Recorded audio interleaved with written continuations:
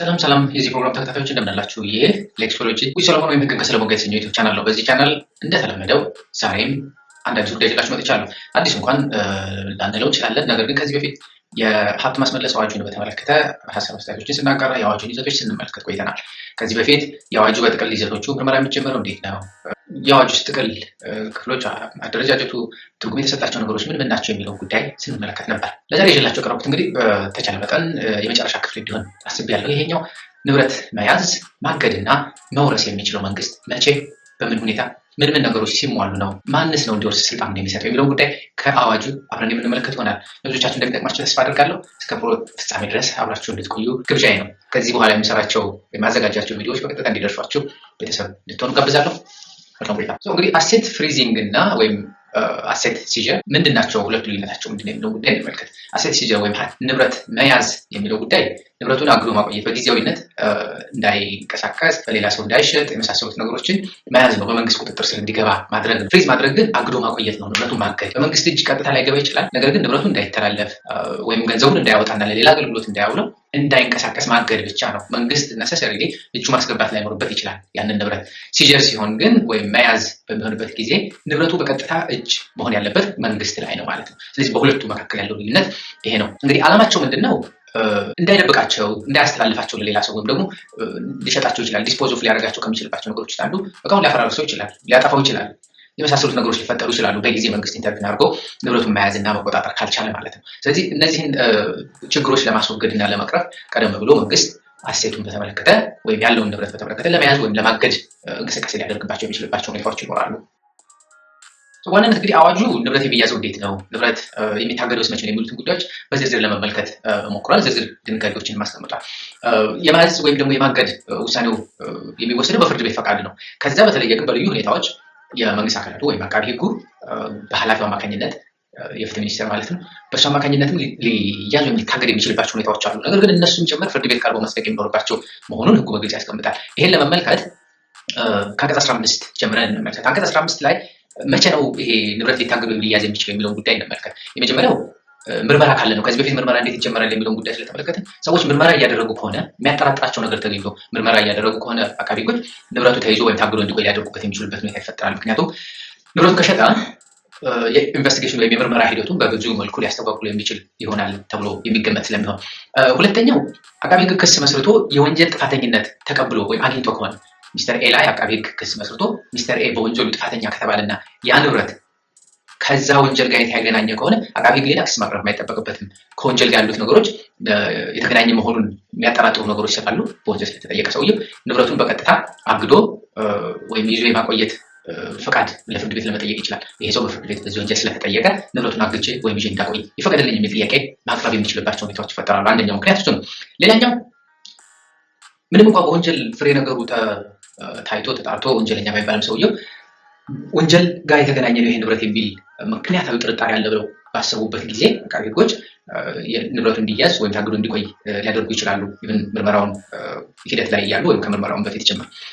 ዋናው ነገር ግን ያ ነገር ከወንጀል ጋር የተገናኘ መሆኑን እንዲሁም ፍሪዝ ተደርጎ ወይም ደግሞ ታግዶ ወይም ተይዞ ቢቆይ ለምርመራው ምን ያክል አስፈላጊ እንደሚሆን ወደፊት ካላቸው ጥርጣሬ አንጻር በደንብ ማስረዳት የሚጠበቅባቸው መሆኑን ያስቀምጣል። እንግዲህ ፍሪዝ የሚያደርገው ያው መንግስት ነው። አቃቤ ህግ በተለይ ከመንግስት ነው እኩል የሚከራከሩና ክሱን የሚያቀርበው መንግስት አካል ስለሆነ በእነሱ አማካኝነት ነው ንብረቱ ፍሪዝ የሚደረገው ወይም የሚታገደው ወይም የሚያዘው። ነገር ግን ይሄን በቀጥታ ሄደው ከመሬት ተነስተው እነሱ ስለፈለጉ ብቻ ማድረግ ይችላሉ የሚለው መሰረታዊ ጥያቄ ነው። እሱን መመልከት ይኖርብናል። አንቀጽ 15(2) ላይ እንደተቀመጠው በመሰረታዊነት ፍርድ ቤት ሄደው ማቅረብ አለባቸው። ለመያዝም ለማገድም ፍርድ ቤት መፍቀድ አለበት። ነገር ግን አስቸኳይ በሚሆኑበት ጊዜ ወይም ደግሞ ቶሎ ካልተያዘ በቀር ሊጠፋ ይችላል የሚል ነገር ካለ፣ ምሳሌ የሆነ ሰው የሆነ ቃን ከሀገር ሊያስወጣ አየር መንገድ ላይ ቢያገኙ ወይም የሚጠረጥሩት ፍርድ ቤት ሄደው ፍርድ ቤት ፈቃድ እስኪያወጡ ድረስ መጠበቅ አይጠበቅባቸውም። የፍትህ ሚኒስትሩ ወይም በሱ ስር ያለ ስልጣን የተላለፈለት ሰው ያንን ፈቃድ ሰጥቶ ንብረቱ እንዲያዝና እንዲታገድ ሊያደርግ ወይም ሊወስን ይችላል። ነገር ግን ይሄ ውሳኔ ፍርድ ቤት መቅረብ አለበት በሚቀጥሉት 3 ቀናት ውስጥ። በሚቀጥሉት 3 ቀናት ውስጥ ካልቀረበ ግን መያዝ አይችሉም። ስለዚህ በሰውየው ንብረት ማፍራት መብት ውስጥ ጣልቃ በመግባታቸው ሰውየውም ደግሞ ፍርድ ቤት ከሶ ሊከራከራቸው እና መብቱን ሊጠይቃቸው የሚችልበት እድል ይኖረዋል ማለት ነው። ነገር ግን አቃቤ ህግ አቤቱታውን ካቀረበ በዛ 3 ቀን ውስጥ የመያዝ ወይም የማገድ ጥያቄውን ካቀረበ ለፍርድ ቤት ከዛ በኋላ 3 ወር እንዲፈጅ ንብረቱ ስቲል እንደተያዘ ይቆይና ምርመራውን የሚያደርግበት ሁኔታ ይፈጠራለት ይችላል። ፍርድ ቤትም ግን ማስተላለፍ ይኖርበታል። ውሳኔ በቶሎ ማስተላለፍ አለበት። ምን ያክል ጊዜ ነው ማስተላለፍ ያለበት? ፍርድ ቤት መወሰን ያለበት የሚለውን ጉዳይ ስንመለከት 15 ላይ ታገኙታላችሁ። በ15 ቀን ውስጥ ፍርድ ቤት መወሰን አለበት ይሄ ንብረት መያዝ ማገድ ተገቢ ነው አይደለም የሚለው ነገር ግን ማራዘም በሚፈልጉበት ጊዜ ሊያራዝም በሚችሉበት ሁኔታ ይፈጠራል። እንኳን ይሄ ንብረት ነኩን ጉዳይ በተመለከተ የሰዎች ህይወታቸው እስር ቤት እንኳን ሆነው ከመንግስት የሚጠየቁ ነገሮች ብዙ ቶሎ ትኩረት ተሰጥቷቸው ውሳኔ የሚሰጥባቸው ሁኔታ አይኖርም። 15 ቀን ብቻ በቂ ነው በሚል ቢዘጋው ጥሩ ነበር። አሁን ግን ከ15 ቀን አልፎ ኤክስቴንድ ማድረግ በሚያስፈልግ ጊዜ ኤክስቴንድ ሊያደርገው ይችላል ፍርድ ቤት ይላል። ስለዚህ በ15 ቀን ውስጥ ውሳኔ ካልሰጠ ፍርድ ቤት ያራዘመው ሊቆይ ይችላል። ውሳኔ ሳይሰጥ ፍሪዝ ተደርጓል ወይም መያዝ ማገድ ይችላሉ ወይም አይችሉም የሚለው ውሳኔ ሳይሰጥ ሊራዘም የሚችልበት ሁኔታም ሰፊ እድል ይኖረዋል ማለት ነው። ሌላው ጉዳይ ምንድነው? ይሄ ፍርድ ቤት ይህን ካደረገ በኋላ ቻሌንጅ ማድረግ ይቻላል። ይህን የተወሰነውን ውሳኔ ወይም ፍሪዝ እንዲደረግ የተደረገውን ውሳኔ በይግባኝ መጠየቅ ይቻላል። ፍሪዝ እንዳይደረግ ወይም ፍሪዝ የተደረገበት ምክንያት ልክ አይደለም በሚል በፍርድ ቤት ቻሌንጅ ማድረግ እንደሚቻል ህጉ በግልጽ ያስቀምጣቸው መብት የተሰጠ ነው። ይሄ አሁን የምንመለከተው መቼ ነው? ቅድም ካነሳናቸው ፖይንቶች ጋር አስተሳስረን ሌሎች ጨምረን መመልከት የሚገባ ነጥቦች አሉ። በተለይ አንቀጽ 16 ላይ ከተቀመጠው ሀሳብ አንጻር ንብረቱን መያዝ ወይ ማገድ ፍርድ ቤት ሊፈቅድ የሚችልባቸው ሁኔታዎች መቼ ናቸው የሚለው ከዚህ ጋር የተቀመጡት እንዳሉ ሆነው የመጀመሪያው ንብረቱ ቫሊዩን ፕሪዘርቭ ለማድረግ ወይም የንብረቱን ዋጋ ጠብቆ ለማቆየት በሆነ አካል ቁጥጥር ስር መሆን አለበት። አሁን ባለበት ሁኔታ የንብረቱ ዋጋ ሊወርድ ይችላል ወይም ሊጎዳ ይችላል፣ ንብረቱ ተገቢ ሰው ጋር አይደለም ያለው የሚል እምነት ካለና እሱ ማስረዳት ከተቻለ፣ ሌላኛው አሁን ያለበት ሰው ጋር ንብረቱ በትክክል ጥበቃ የሚደረግለት መሆኑን ወይም አለመሆኑ እሱም ኮንሲደር ይደረጋል። እሱ ይህንን ውሳኔ በሚወስኑበት ጊዜ ፍርድ ቤትም ያው የነገሩ ሁኔታ ይታያል። የእቃው ሁኔታ እዛ ሰው ጋር ቢሆን ይበላሻል ወይስ አይበላሽም፣ በጊዜ ሂደት ቢበላሽ ይችላል ወይስ አይበላሽም፣ መንግስት ጋር ሆኖ ቢያዝ ሊታገድ ይሻላል አይሻልም። ታግዶ ሲቆይ የሚበላሽ ነገር ከሆነ መንግስትም ሳይጠቀም ግለሰቡም ሳይጠቀም የሚቆይባቸው ሁኔታዎች ይኖራሉ። ስለዚህ ሌሎች ሜካኒዝሞች ሊደረጉ ይችላሉ። የሚሸጥን ነገር አንግዶ ማቆየት አስቸጋሪ ነው የሚሆን በተለይ ፐሪሸብል ከሆኑ ሊበላሹ የሚችሉ ነገሮች ከሆኑ።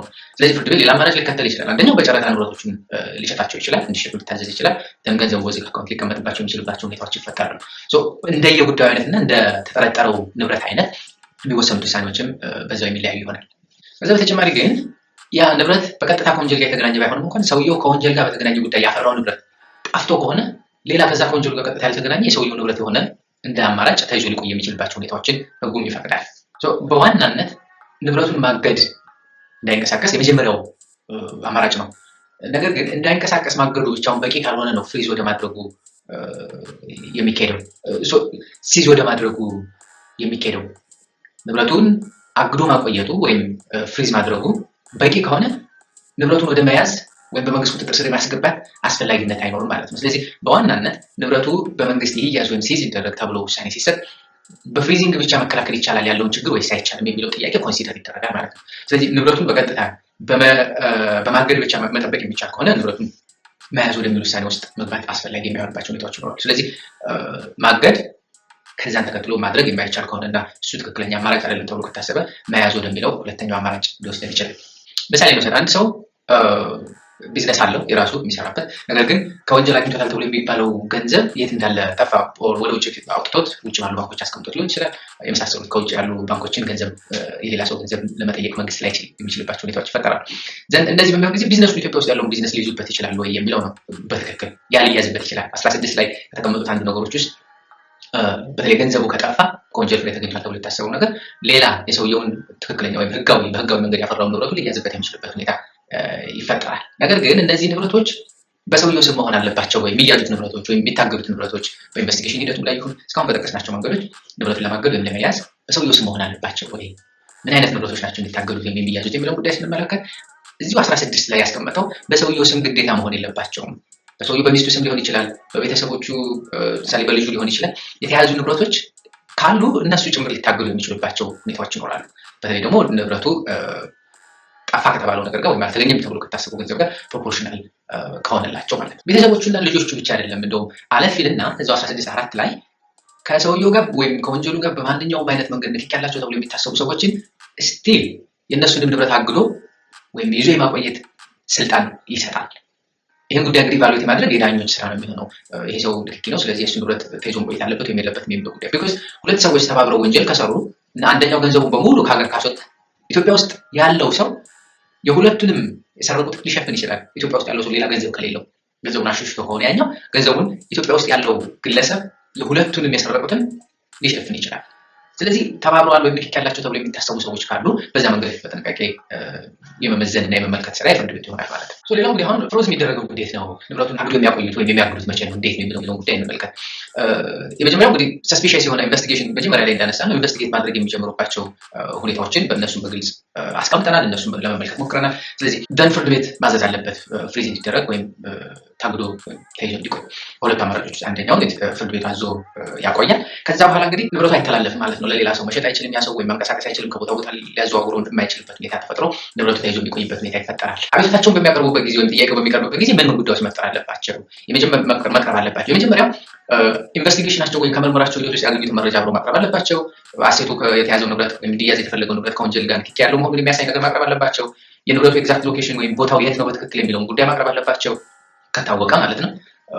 ፍርድ ቤቱ ደግሞ ካጸደቀ ወይም ንብረቱ መያዙን አስፈላጊ ነው ብሎ አምኖበት ፍርድ ቤት ጥያቄውን ከተቀበለና ካጸደቀ በትክክል ሙሉውን ንብረቱ የቀረበው ጥያቄ በሙሉ እንዲወሰድ ሊያዝ ይችላል። ሶስት ንብረት ቢያቀርቡ ሶስቱን እንዲወስድ ሊያዝላቸው ይችላል። ነገር ግን ደግሞ ፓርሻል ሊያዝ ይችላል ፍርድ ቤት። አይ ነው ሶስቱን ንብረት ሙሉ በሙሉ መውረስ ተገቢ አይደለም፣ ስለዚህ እነዚህን ብቻ መውረስ ያለባቸው የሚል ሊያቀርብ ይችላል፣ ሀሳብ ሊያቀርብ ይችላል ፍርድ ቤቱ። ንብረቱ እንግዲህ ሲዝ ከተደረገና በተለይ ከተያዘ ወይ ከተወሰደ ወደ መንግስት ማለት ነው ቀጥታ ተወረሰ አይደለም ነው። መወረስ ሌላ ነው። መወረስና መያዝ የተለያዩ ናቸው። ኮንፊስኬሽን ነው፣ እሱ በኋላ የምንመለከተው። መያዝ ሲሆን ግን በሚኒስትሪው ስር ነው የሚሆነው። ደን አሴት ማኔጀር አፖይንት አድርገው ወይም ንብረቱን የሚቆጣጠር አካል አፖይንት ይደረግና ለጊዜው ምርመራውን በሚቀጥሉበት ጊዜ ስራውን በዛ መንገድ የሚቀጥልበት ሁኔታ ይኖራል ማለት ነው። በምንድን ነው የምታውቁት? ምሳሌ ማስተነሱ ዝም ብላችሁ ልካችሁን ገንዘብ ለማስተላለፍ ስትሞክሩ አካውንታችሁ እንደተዘጋ ማንም አይነግራችሁም። በቃ ራሳችሁ ናችሁ ፊገር አውት የምታደርጉት። ወይ አቃቢ ይሄንን ለባለቤቱ ማሳወቅ ግዴታ አለበት። 18(2) ላይ እንደምንመለከተው ኖቲፋይ ማድረግ አለበት። የታገደበትን ሰው ንብረትህ በዚህ ምክንያት ሊታገድ ስለሆነ የሚል መቅረብ አለበት። ለፍርድ ቤት ያቀረበው ጥያቄ ጭምር ተመዝግቦ ሬጅስተር ተደርጎ ነው መቀመጥ ያለበት። ይሄንን አዋጁ በራሱ የምዝገባ ስርዓታቸውን ኦፊሻል ሪከርድ እንዲኖርና በዛ ስርዓት መመዝገብ እንዳለባቸው ያስቀምጣል። ዝም ብሎ ከመሬት ተነስቶ የሆነ ሰው ሄዶ የፈለገውን ነገር አድርጎ የሚሆንበት ስርዓት አይሆንም። ፍርድ አቃቢ ሕግ መዝገብ ላይ መመዝገብ አለ። ዝም ብሎ የሆነ ሰው መጥቶ ቤት ገብቶ ሲዛር ይጓለሁ ይሄን ንብረት ሊል አይችልም። መመዝገብ አለበት። ፍርድ ቤት መስጠት አለበት። ፍርድ ቤት ካልጸደቀም በሚመለከተው የመንግስት አካል በተለይ አቃቢ ሕጉ ወይም ደግሞ በሱ ስር ያለ ተከታዩ ስልጣን የተሰጠው አካል ውሳኔውን ሊያሳልፍ ይችላል፣ የመያዙን ጉዳይ። ሌላው እንግዲህ ፍርድ ቤት የሰጠው ውሳኔ ሲዝ ተደርጎ እንዲቆይ ወይም ንብረቱ ታግዶ እንዲቆይ የሚደረገው ጉዳይ እስከ መቼ ድረስ ነው? እንደዚህ ያለም ታግዶ ሊቆይ ይችላል የሚለውን ጉዳይ ስንመለከት ማክሲመም በጣም ከፍተኛው እስከ 3 ዓመት ታግዶ ሊቆይ ይችላል። በዛ 3 ዓመት ጊዜ ውስጥ ንብረቱን ለመውረስ ወይም ደግሞ የወንጀል ጉዳይ ፕሮሰስ ካልጀመሩ በቀረ ክስ ካላቀረቡ በቀረ አውቶማቲካሊ የእግዱና የመያዙ ውሳኔ ኤክስፓየር ያደርጋል 3 ዓመት ከሆነው ማለት ነው። አይ ቲንክ ይሄኛው ረዥም ጊዜ ነው። 3 ዓመት እርግጥ በጣም ረዥም ጊዜ ነው፣ ግን ሊሚት አድርጎ ማስቀመጡም ጥሩ ሊባል የሚችል አማራጭ ነው። ሌላኛው እንግዲህ ፍርድ ቤቱ የአቃቢ ሕግን ጥያቄ ተቀብሎ ነው አስፈላጊ አይደለም በሚል ውሳኔ ቢወስን ወይም ደግሞ ነው የሁሉ ንብረት አስፈላጊ አይደለም ይሄ በቃል ብሎ ቢወስንበት ወይም ሚኒስትሩ ያዝ ብሎ ያዘዘውን ንብረት በልመልስ አስፈላጊ አይደለም ብሎ ቢል አቃቢ ሕግ ምን ማድረግ ይችላል? አቃቢ ሕግ ይግባኝ ማለት ነገር ግን በይግባኝ ሂደት ውስጥ ንብረቱ ተይዞ መቆየት አለበት። አቃቢ ሕግ ይግባኝ ማለት ያለበት በ5 ቀናት ውስጥ 5 የስራ ቀናት ውስጥ አቃቢ ሕግ ይግባኝ ማቅረብ አለበት ለፍርድ ቤት። ደን ውሳኔ ይወሰንና የሚመለከተው አካል ያስፈጽማል። እስከዛ ጊዜ ድረስ ግን አቃቢ ሕግ ይግባኝ እስከሚል ድረስ በዛ በ5 ቀን ውስጥ ንብረቱ አይለቀቅም አቃቢ ሕግ ይግባኝ ስለሚል። በዚህ ሂደት ውስጥ እንግዲህ ግለሰቦች ያላቸው መብት ምንድን ነው የሚለውን ጉዳይ እንመልከት። አንድ አስረጃውን የመጠየቅ መብት አላቸው። የፍርድ ቤት ፍቃድ ወይም ማዘዣ አለ የለም የሚለውን ጉዳይ መጠየቅ ይችላሉ። የተያዘው ንብረት አላግባብ ከሆነ መንግስትን መጠየቅ የሚችሉበት ሁኔታ ይኖራል። አንድ ትልቁ ጉዳይ ምንድነው? ፕሮቴክሽኑ በተለይ ሶስተኛ ወገኖች ሳያውቁ በመልካም ልቦና የገዙ ሰዎችን ፕሮቴክሽኑን ብዛም ነው። በዚህ ህግ ላይ ከወንጀል የተገኘ ነገርን አንተ ሄደህ ስለገዛ ከዚህ በፊት በንብረት ህጎች ላይ አንድ ሰው ሳያውቅ የገዛው ወይም በጥሩ በበጎ ልቦና ሆኖ የገዛቸው ነገሮች የምን ሰውየው ባለቤት ባይሆን እንኳን ንብረቱ መብቱ ሊኖሩ የሚችልባቸው ሁኔታዎች ይፈጠራል። እዚህኛው ጋር ግን ፕሮቴክሽኑ ሰማው ለየት ያለና ጠበቅ ያለ ነው። ቢኮዝ ከወንጀል ጋር የተገናኙ ናቸው ጉዳዮች ተብሎ ስለሚታሰብ ጠበቅ ያለ ሪኳየርመንት የተቀመጠባቸው ናቸው። ሌላው ጉዳይ እዚሁ አንቀጽ 2 ላይ ተቀምጦ የምንመለከተው ጉዳይ ሊታገዱ ወይም ሊያዙ የማይችሉ ንብረቶች አሉ የሚለውን ጉዳይ መመልከት ያስፈልጋል። ከነዛ ውስጥ እዚህኛው ላይ እንግዲህ አሴት ብለን ከጠቀስናቸው ውስጥ ሊታገዱ ወይም ሊያዙ የማይገባቸው ንብረቶች አሉ የሚለውን ጉዳይ ነው የምንመለከተው። አንቀጽ 2 ላይ የተቀመጡ ንብረቶች አሉ። የመጀመሪያው ይሄ ለቀን ከቀን ህይወታችን የሚያስፈልጉ ወይም ለቀን ከቀን ስራ የሚያስፈልጉ ነገሮች። ምሳሌ አንድ ሰው በኮምፒውተር ከሆነ ስራውን የሚሰራው ፍሪላንስ ወርከር ከሆነ ኮምፒውተሩ ሊወረስበት አይገባም። በዕለት በዕለት የሚሰራው ስራ እሱ ስለሆነ ማለት ነው። ስራው እዛ ላይ ቤዝ ያደረገ ከሆነ አንድ ገንዘቡ የሚታገድ ከሆነ ለቤተሰቦቹ ቤዚክ ኢንከም ለሰርቫይቫል የሚሆኑ ነገሮች መጥተው መቻል አለባቸው። አትሊስት ለ6 ወር ያክል የሚሆን የቤተሰብ ኤክስፔንስ ወይም ወጪ ሊሸፍን የሚችል ገንዘብ መጥተው አለበት። በገንዘብ ጉዳይ ስንመጣ ነገር ግን ምሳሌ ወርቅ ቢኖር በጣም ውድ የሆኑ ነገሮች ካሉ እነዚያ ውድ ነገሮች እዚህ ውስጥ አይካተቱም። እነሱ ተይዘው የሚቆዩበት እንትኖች አሉ። በተለይ እነዚህ ዋጋ ሊያወጡ የሚችሉ ነገሮችን በተመለከተ ነገር ጉዳዩ ደግሞ በቀጥታ ከወንጀሉ ጋር የተገናኙ ናቸው ተብሎ የሚታሰቡ ማናቸውም ንብረቶች ካሉ ግን በቀጥታ ከወንጀሉ ጋር የተገናኙ ነገሮች ቀጥታ ይወሰዳሉ። መሰረታዊ ነገር ግን ምንድነው? በወንጀሉ የተገኘው ፍሬ የለም ተብሎ በሚታሰብበት ጊዜ ሌሎች ንብረቶችንም ለመያዝ ስለሚሞከር ምሳሌ ሰውየው አንድ መኪና ከሆነ አጭበርብሮ ከውጭ አስገባው እና መኪናውን ከሌላ አሁን በእጁ ላይ ያለው ገንዘብ ሊታገድ ይችላል። ያ ገንዘብ በሚታገድበት ጊዜ አትሊስት ለ6 ወር የሚሆን ለቤተሰቦቹ መኖሪያ ወይም ወጪ ሊሸፍን የሚችል ገንዘብ መተው መቻል አለበት። የሆነ ሰው ዝም ብሎ ቡም እንደን ሁሉ ነገር ውስጥ ብሎ ቁጭ የሚልበት እድሎች መፈጠር የለባቸው፣ ሁኔታዎች መፈጠር የለባቸውም። ንግድንም ስንመለከት የንግድ ስራን በተመለከተ ወይም የግል ስራ ያላቸው ሰዎች ከሆኑ ለስራቸው አስፈላጊ የሆኑ ነገሮችን ማገድና መያዝ አይቻልም፣ ግን መስራት መንቀሳቀስ ስላለባቸው ማለት ነው። ስለዚህ ስራቸው አካል ከሆነ የትም ሊሄድ አይችልም። ንብረቱን እንዲሰሩበትና እንዲከለክሉበት ኢንካም ገቢ እንዲያገኙበት መፈቀድ መቻል አለበት። ሜይንሊ እንግዲህ እስካሁን ካየናቸው ነጥቦች ምን ቴካዌይ ልንወስድ እንችላለን፣ በመሰረታዊነት ምን ነጥቦችን ልንወስድ እንችላለን የሚለው ጉዳይ መመልከት ያስፈልጋል። የመጀመሪያው አሴትን ወይም ንብረት መያዝ ወይም ማገድ ፍሪዝ ማድረግ ወይም ደግሞ ሲዝ ማድረጉ የወንጀል ቅጣት አይደለም፣ ፐኒሽመንት አይደለም፣ እንደ መከላከል ነው። ንብረት እንዳይሸሽ ሌላ ቦታ እንዳያስወጣው ወይም የሆነ ነገር እንዳያደርግ ለመከላከል ነው እንጂ ወንጀሉ ፕሩፍ ተደርጎ እየተቀጣ ነው ማለት አይደለም ያ ሰው። ፍርድ ቤቶች ውሳኔ የመወሰን ስልጣን ያላቸው እነሱ ናቸው። በልዩ ሁኔታዎች ግን አቃቤ ሕግ ኃላፊው ወይም ደግሞ ከሱ ስር ያሉ ስልጣን የተሰጣቸው አካላት ሊወስኑ ይችላሉ። እሱም ግን በፍርድ ቤት በ3 ቀናት ውስጥ ቀርቦ መጽደቅ መቻል አለበት። የማስረዳት ሸክሙ ያለው ከዚህ በፊት ኢንቨስቲጌሽን ላይ እንዳነሳ ነው ስቲል ግለሰቦች ላይ ማስረጃ በትክክል ማቅረብ አለባቸው። የሚጠየቁትን ነገር መተባበር አለባቸው። የመጠየቅ ግዴታ አለባቸው። ንብረቱ ተያዘ ማለት ተወረሰ ማለት አይደለም። መያዝና መወረስ ሁለቱ ልዩነት አላቸው። ከተያዘ በኋላ ኢንቨስቲጌሽኑ ካለቀ በኋላ ንብረቱ የወንጀል ፍሬ ነው ብሎ ካሰቡ በፍርድ ቤት እንደገና አቅርበው ንብረቱ የሚወሰድበት ሁኔታ ወይም ሊወረስ የሚችልበት ሁኔታ ማመቻቸት መቻል አለባቸው። ወይም ደግሞ የፍርድ ቤት የወንጀል ክስ አቅርበው በወንጀል ተጠያቂ መሆን አለበት ሰው የሚለው መሰረታዊ ነጥቦች ናቸው። በዚህ ሂደት ውስጥ ግለሰቦች መብቶች አሏቸው፣ መጠየቅ የሚችሏቸው፣ ይግባኝ ሊሉባቸው የሚችሏቸው እነዚያ መብቶች አሉ። በጊዜ ሂደትም ደግሞ አቃቤ ሕግ በምን ያክል ጊዜ ይግባኝ ማቅረብ አለበት፣ ፍርድ ቤት በምን ያክል ጊዜ ውሳኔ መወሰን አለበት የሚሉትን ዝርዝር ጉዳዮችን አዋጁ አስቀምጧል።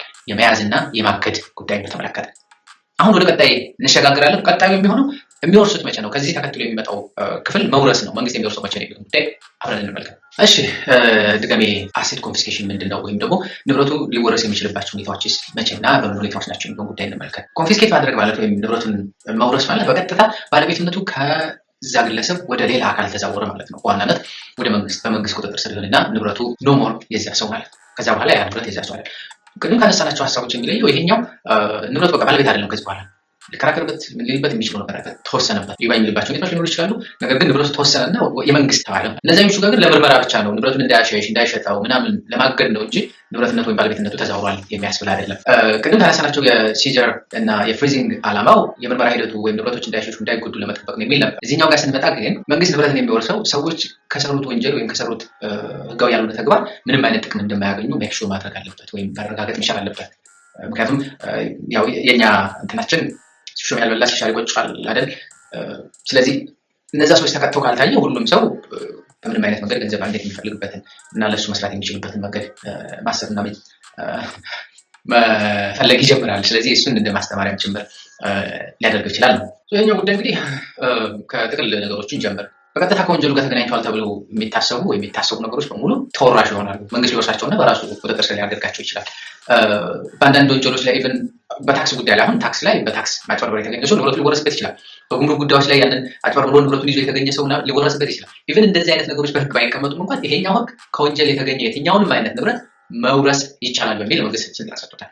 ከዚህ በፊት የታክስ አዋጆቹ ወይም ሌሎች አዋጆቹ አስቀምጠዋል። በእርግጥ ይሄኛው ግን አሁን በየትኛው ሁኔታ ሌላ ህግ ላይ ባይቀመጥም እንኳን ሰውየው በወንጀል ያገኘው ነው ተብሎ ከታሰበ በቀጥታ የሚሆን በተዘዋዋሪ እነዚያ ንብረቶች መወረስ መቻል አለባቸው የሚል አማራጭ አስቀምጧል። መንግስት ወይም ይሄ በተለይ ሚኒስትሪ ኦፍ ጀስቲስ ባርጌን ወይም ሊደራደር ይችላል። ንብረቱ ውጭ ሊሆን ይችላል። ሰውየው ንብረቱ በሙሉ አሽሽቶ ውጭ አስወጥቶ ይችላል። ከሀገር ውጭ አሁን አሉ ሀገራት ንብረቶቻቸውን ምን አለው የሚለው ጉዳይ ማጋራት የማይፈልጉ በጣም ሴፍ የሚባሉ ለባንኪንግ ሲስተማቸው ከነዚህ ሀገራት ማግኘት አይቻልም። ስለዚህ ከሰውየው ጋር ድርድር ሊያደርግ ይችላል። ሌሎች ንብረቶች ወይ በገንዘቡ በሚገኝበት መንገድ ሰውየው ገንዘቡን እንዲያመጣ ምናምን የተለያዩ አማራጮችን ሊጠቀም ይችላል። እሱን ወደፊት መንግስት የሚያወጣው ይሆናል ነው።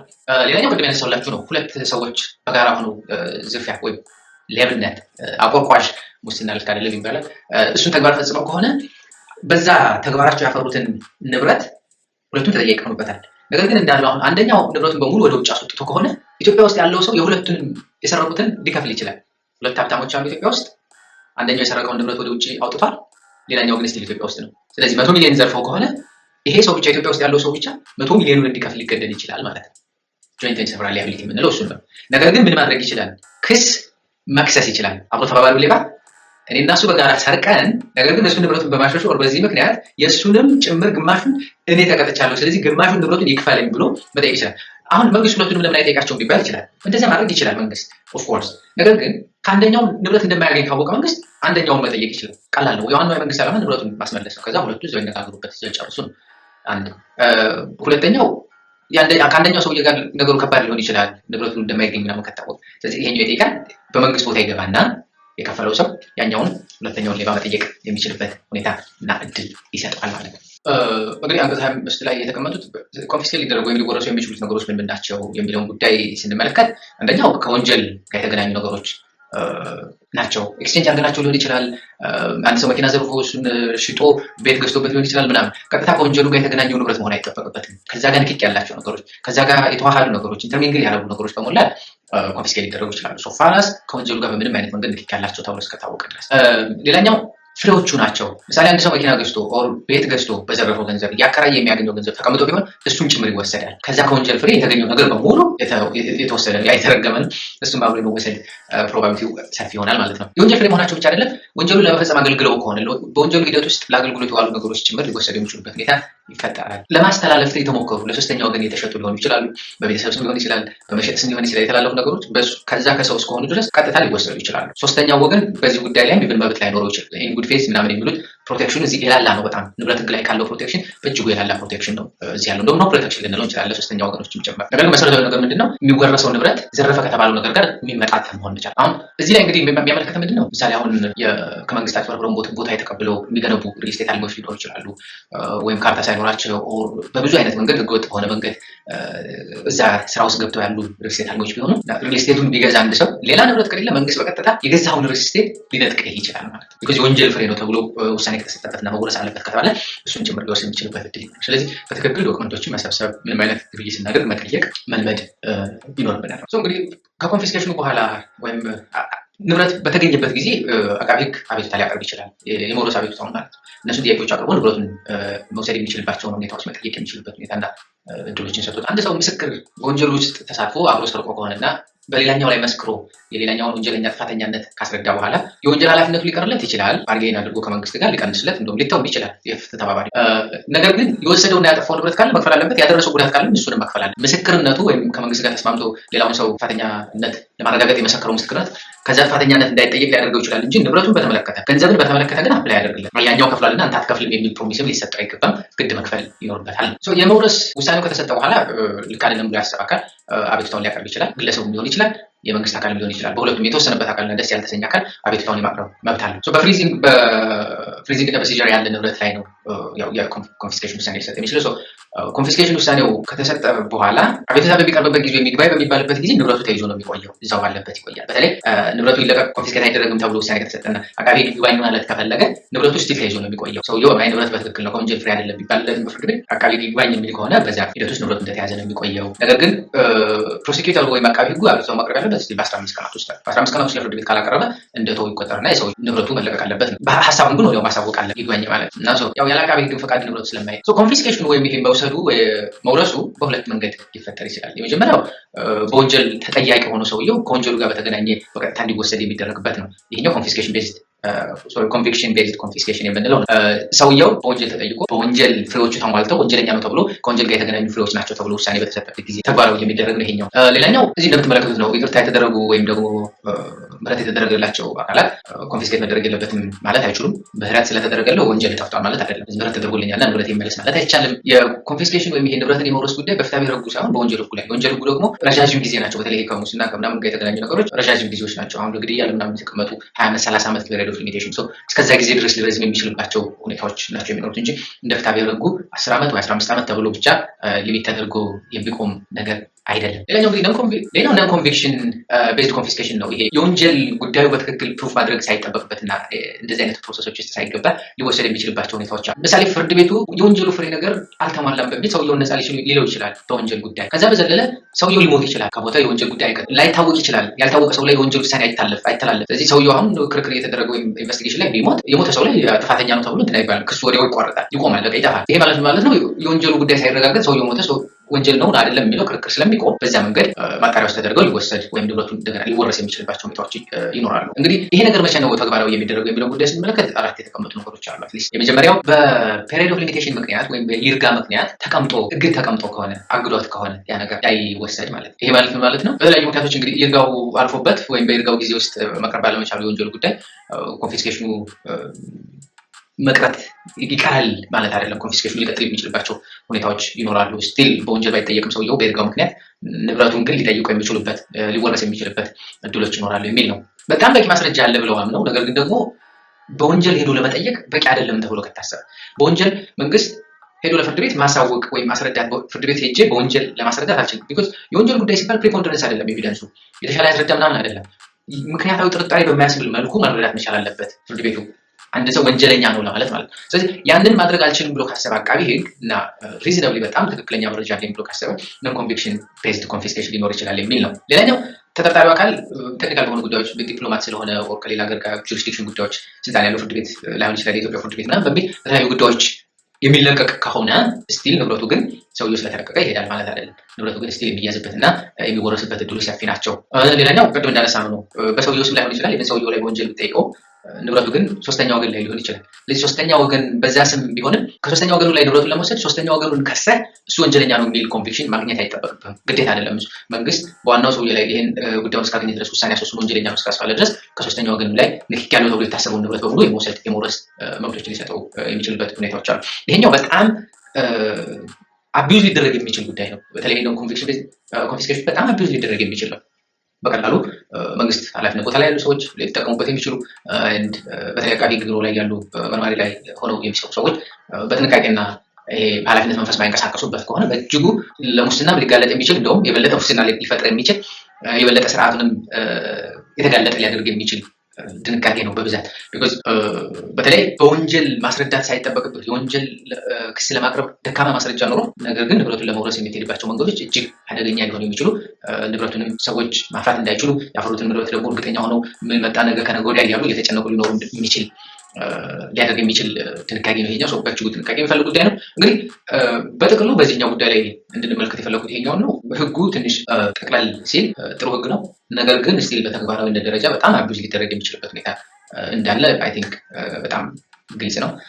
ወደፊት መንግስት የማይፈልጋቸውን ሰዎች አታክ ሊያደርግበት ይችላል። ያ ዴፊኒትሊ አይደለም ኢትዮጵያ ውስጥ ሌሎች ሀገራት ላይ ችግር የሚፈጥሩበት ሲስተም ነው ይሄኛው። ነገር ግን ከዓለም አቀፍ ስታንዳርዶቹ ብዙ የራቀ አይደለም። የተለየ ነገር አለው ወይም የጠበቀ ነገር አለው የሚባል አይደለም።